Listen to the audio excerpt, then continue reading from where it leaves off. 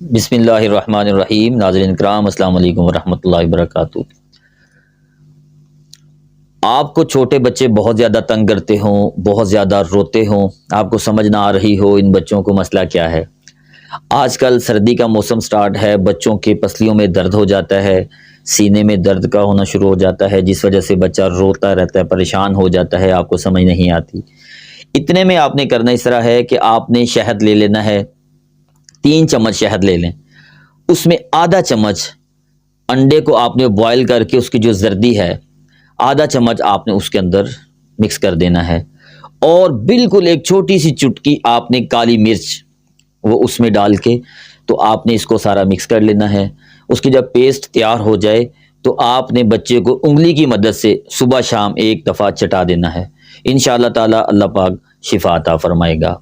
वमा अलैना इल्लल बलागुल मुबीन।